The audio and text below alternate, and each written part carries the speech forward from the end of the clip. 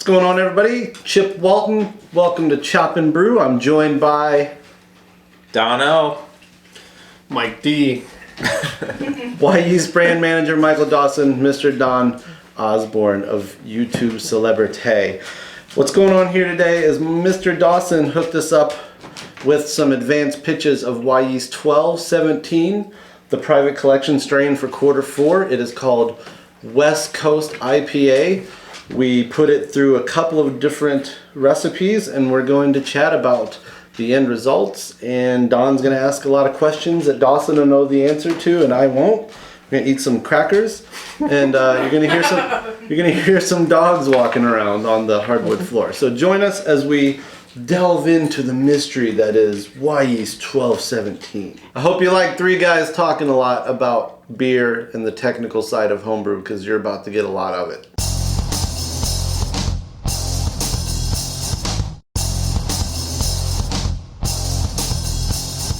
So here we are, we have a bunch of beautiful beers before us, all fermented with Wyeast 1217. Tell us about Wyeast 1217. What makes it unique? It is designed to be an easy strain to work with. And I don't know if this was your experience as well, Don, but I had two batches that I did back to back with it. Both of them were finished with attenuation after 3 days. And they were very bright, crystal clear, racking out of the primary into the secondary, which I then crunked up with a bunch of dry hops, and they still haven't quite recovered haze-wise from that. It's neutral. It's kind of an alternative to, your run-of-the-mill Chico type American ale strains. And since I believe in saying what things are for, we called it West Coast IPA because brings out the hops without suppressing the malt. So obviously we kind of went hop forward on these real quick before we even taste these. Could you go malt forward and get a good experience out of this, or is this pretty much built for low gravity to high gravity hop bombs? I think it's good for those, but I don't see any reason why it couldn't be used for other things. I've saved my last harvested pitch from this beer. I want to do a stout with it. I think it would be good for a stout. Okay. But I have to do an Imperial IPA first, and I'm going to call it the inevitable conclusion. So we've got them lined up from left to right in increasing intensity, at least in my mind. So let's dig into them. What do we have here to the left? Introducing Teutonic Chronic. This is a German IPA I brewed with almost all Pilsner malt and entirely Polaris hops. Had an addition of Polaris for bittering, an addition of Polaris at flame out, and then dry hopped with more Polaris. What is this Polaris that you speak of?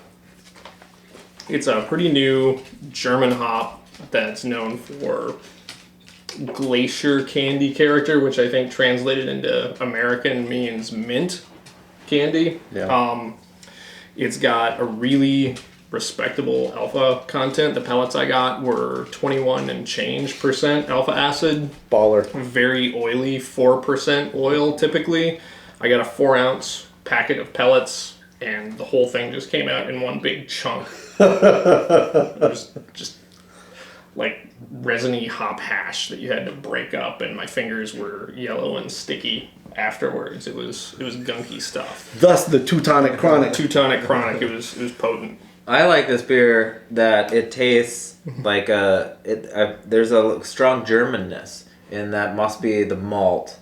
It definitely, I've made something like a Imperial Pilsner before, and so it's kind of a familiar beer, but then it's just bigger, and so that's kind of what I'm getting here. There's a familiar malt base to it, but it's just bigger. It's a very clean beer. It's well made. There's great bitterness. There's great malt character there.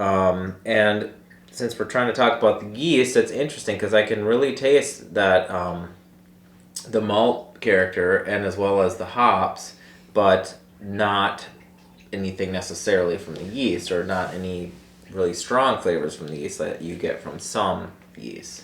I think I forgot to tell you guys this, but it's about 1060 give or take, original gravity. So in its formative stages, because of that much Pils malt, it did taste like a Maibach to me. Oh, neat. Really? Yeah. Wait, Yeah. what do you mean formative stages? Before I dry hopped it. What did it finish at? 1013. I mashed this one a little higher than the next one we're going to taste. 3-gallon brew in a bag. Why are you empty is what I'm wondering. Some people... That means it's time to move on. Keep it short. There ain't no cover video. This is going to be the easiest edit job on the planet. Really, really quick. Unless somebody cusses and we need to beep it out. No, you got some more input on the GIPA? Dang it, I just wanted to ask you guys about the quality of the Polaris hops. A lot of people... This seems to be a divisive hop among brewers. Like, it's either kind of like a love it or hate it quality. A lot of people compare it to like... It goes beyond mint, I think. At high enough concentration, it becomes menthol-y. Ricola cough drops. Do you guys get that at all? I don't feel like it goes there, at least in this, but Donna's shaking her his head.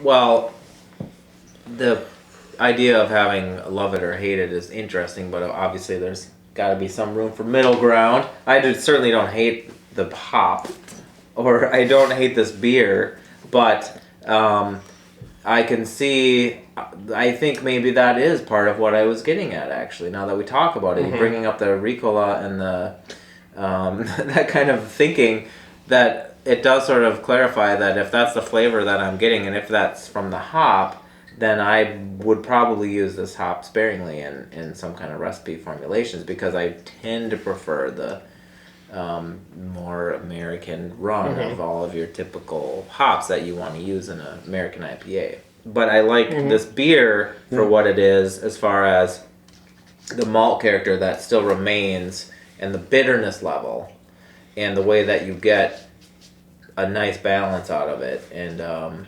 it's so different than this one, and it's so different than this one. But it's a very solid beer, and I mean the fact that you made it almost exclusively out of Pilsner, German Pils, Dingmans, that's gonna give you a lot of character right there. So German IPA, Teutonic Chronic. Mike blogged about it. We'll hyperlink that and the recipe underneath the video you're watching. Moving to our right, your left. What do we got? I called this Get the Acorn. Because even a blind pig will get an acorn sooner or later. This is based on a recipe in Mitch Steele's IPA book for a commercial example of the style.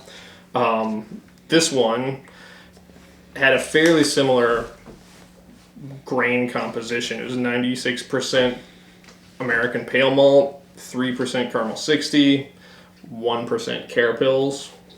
Again with 1217.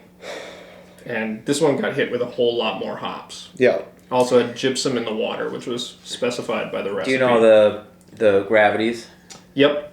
OG 1057, finished at 1012, 61 IBUs. Polaris at 60, Amarillo at 30, Flame Out Amarillo Centennial Simcoe mix, and then you also had Experimental Hop 5256. EXP 5256. In that Flame Out conglomeration, as well as in your dry hops. Tell us about Experimental 5256. I smelled it at the Craft Brewers Convention in March this year. I fell in love. I found it online this summer. I bought some, and I used it in place of CTZ in this recipe. It's compared commercially to Simcoe and Citra. I find it kind of in the middle of those two. It's not quite as passion fruity or tropical as Citra. It's not as purely piney or catty as Simcoe can be. I think it works pretty well here. This is delicious. I noted right away when I was smelling this, the pine, even juniper, if that's similar, but I don't know, I've smelled too many Christmas wreaths or something that I feel like maybe it's different, but...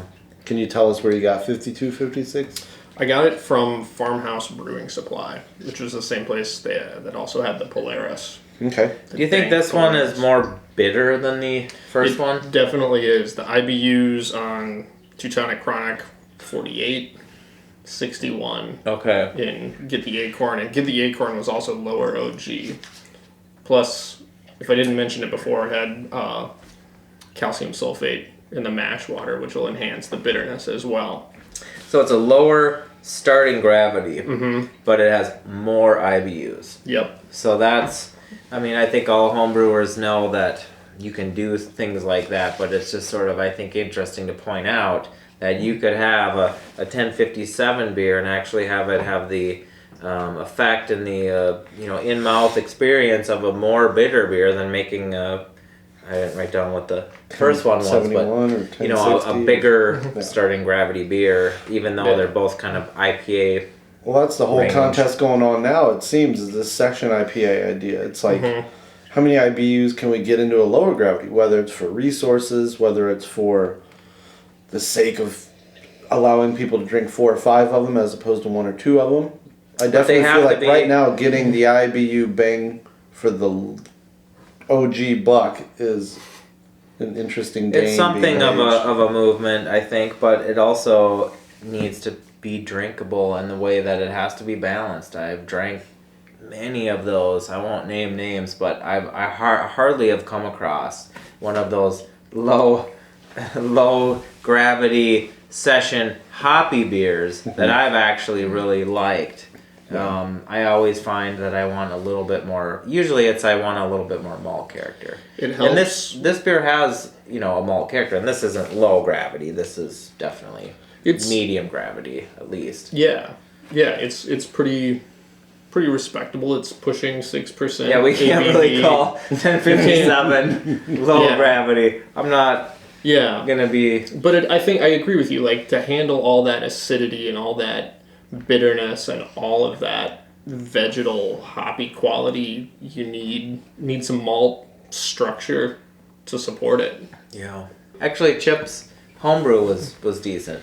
Although I think was a little I not want a little bit more, like a couple more points on the final gravity or something. And on Brewing Network, Tasty talked about it. He had the best advice of everyone on the crew was mashed a little higher, which was intentionally low and got lower because it was bone cold that day. And then he also kind of talked about Victory or Golden Promise, like kind of putting another malt in there to kind of add a little richness to it. Yeah. So that we'll redo the Naz for sure. Yeah, you should.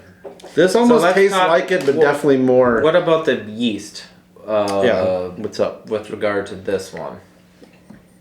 I had the same experience with this one. I noted that the off gas was done in 48 hours on this one. Terminal gravity, it finished at 1012, and it was there by day 3. I fermented both of these in the mid 60s and let it free rise up into the upper 60s, 69, 70 over the course of the first couple 3 days. I think, having pre-tasted all 3 of these, I think you can distinguish between the different base malts more clearly with this strain than I think you could with something like, say, 1056, which I think we got to try it side by side with the same wort, like you said before. But my perception is that the 1056 plays up the hops at the expense of the malt and doesn't let German Pils or Munich and Vienna or American two-row express itself quite as purely as I think these fermentations did.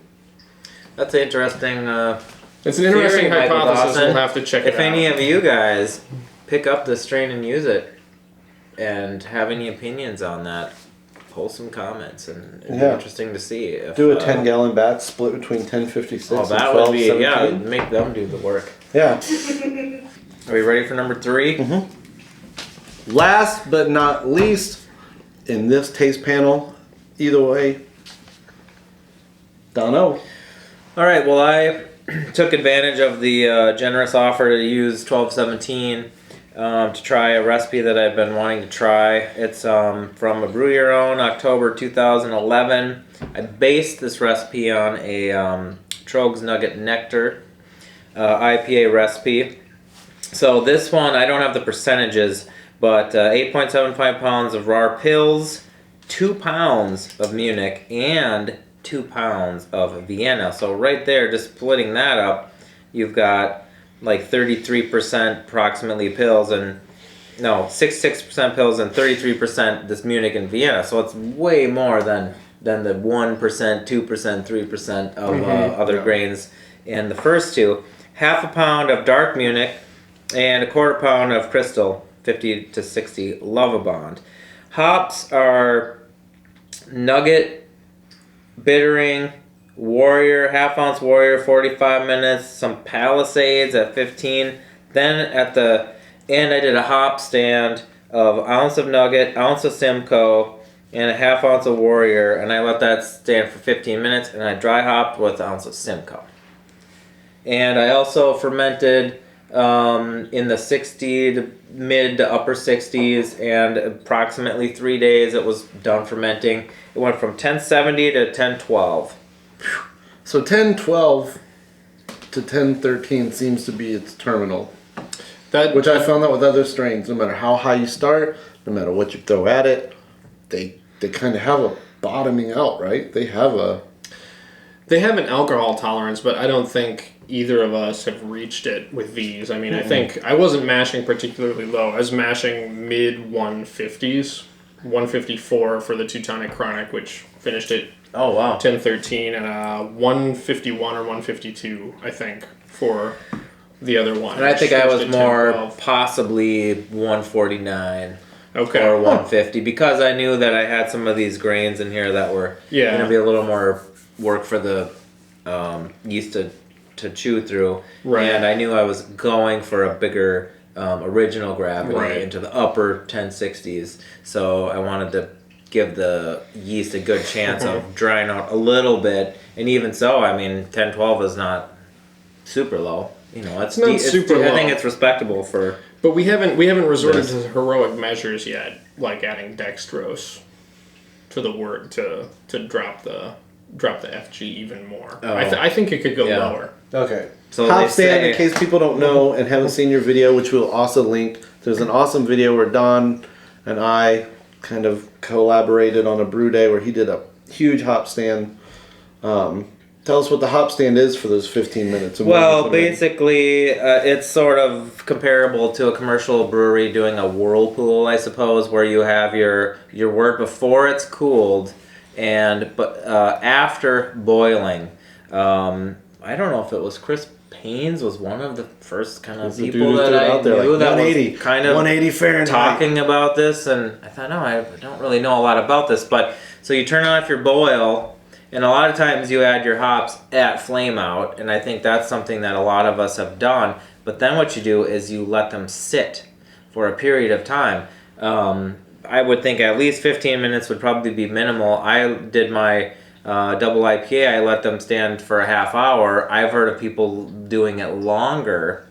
So you're just letting them sit in there, and the hot wort is extracting flavors and aromas out of the hops that you just don't get in the same way when you are boiling it. Or it's also slightly different than when you're dry hopping.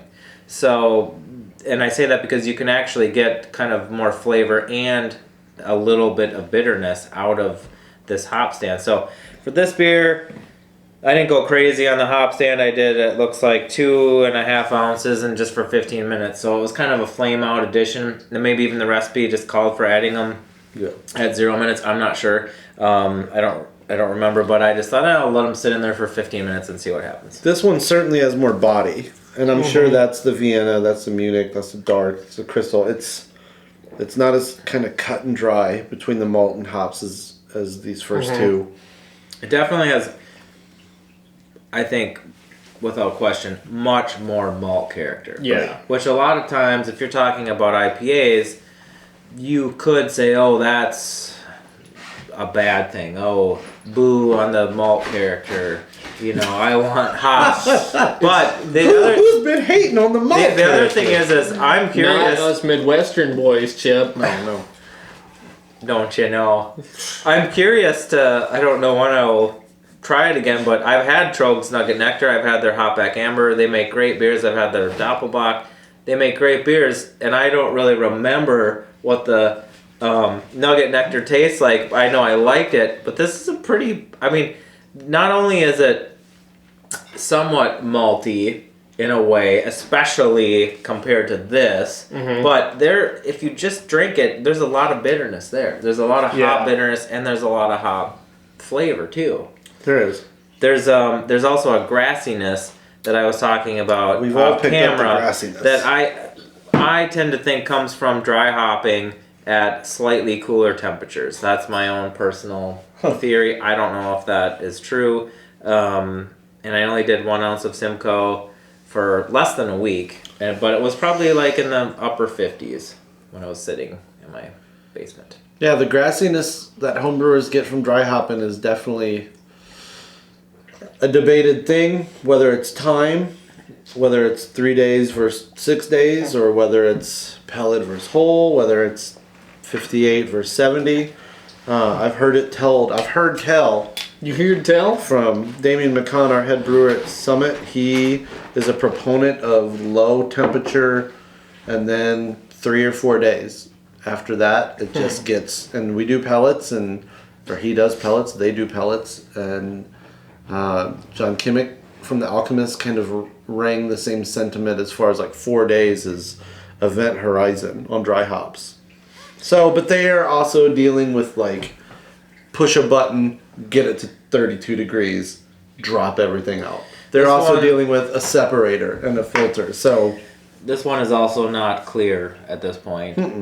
It's been in the keg for 2 weeks, so it might clear eventually, as most beers will. But Yeah. you know, you said that when it was racking to secondary, you thought it was clear, and then you thought the dry hops kind of mucked yours up. Both, yeah. But I guess I don't remember what this one looked like racking to secondary, but it's definitely not None. all that clear right now. None of these are crystal clear beers, and in fact, they get the Acorn, which has been in the keg for 6 days today. Oh.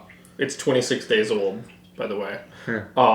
It's got hop floaties in it. yeah, Yeah, we call those nutrition.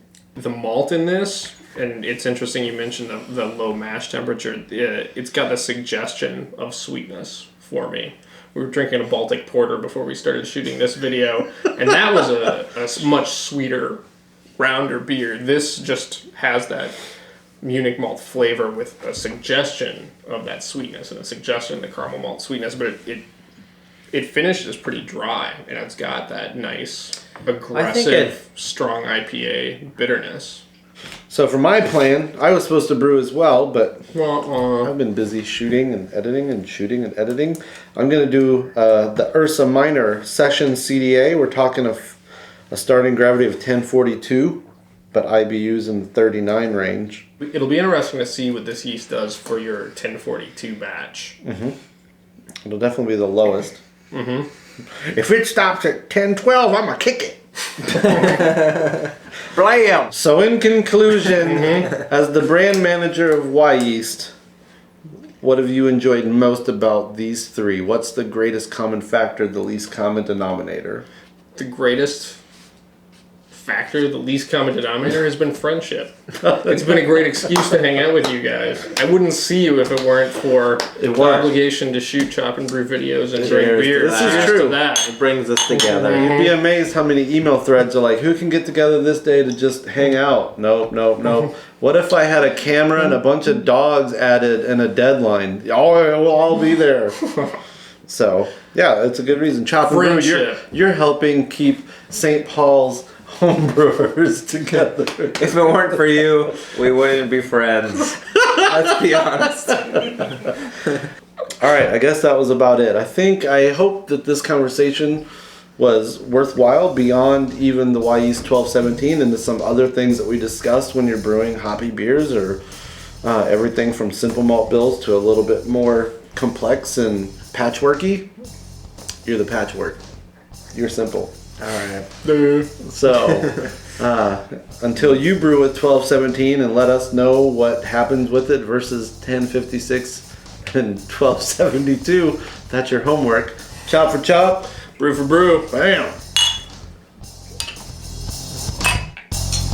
So empty.